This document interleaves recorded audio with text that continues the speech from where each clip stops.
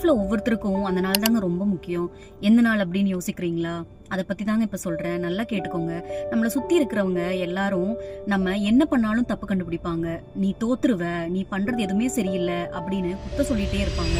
ஆனா நம்ம கஷ்டப்படும் போது யாருமே நம்மள கூட இருக்க மாட்டாங்க. அழும்போதும் யாருமே என்னன்னு கேட்கறதுக்கு கூட ஆள் இருக்க மாட்டாங்க. நம்ம சின்ன சின்னதா கொஞ்சம் கொஞ்சமா டெய்லியும் நம்ம எஃபர்ட்ஸ் போட்டுட்டே இருப்போம். ஆனா அந்த எஃபர்ட்ஸ் எப்பாச்சும் ஒரு நாள் நமக்கு ஒரு சாதகமான ஒரு முறையில நிக்குங்க.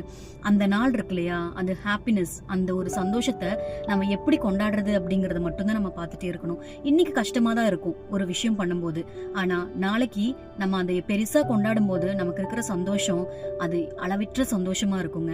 நம்ம தூங்காம ஒவ்வொரு விஷயமும் நம்ம பண்றோம், தூங்காம எஃபர்ட்ஸ் போடுறோம், தூங்காம எதுவுமே பண்றோம் அப்படிங்கும்போது அந்த எஃபர்ட்ஸ் நமக்கு எவ்வளவு தூரம் அந்த சந்தோஷத்தை கொடுக்கறது அப்படிங்கறது நமக்கு முக்கியம். இப்போ நம்ம ஒவ்வொரு நாளும் அந்த எஃபர்ட்ஸை போட்டு எவ்வளவு தூரம் அந்த இலக்கை அடையிறோம் அப்படிங்கறது ரொம்ப முக்கியம். நான் அந்த நாளுக்காக வெயிட் பண்றேன். என் கூட சேர்ந்து நீங்களும் அந்த நாளுக்காக வெயிட் பண்றீங்களா? கண்டிப்பா நம்மளோட நாள் நம்மளை அடையும். அதுக்காக வெயிட் பண்ணுங்க. நானும் வெயிட் பண்றேன்.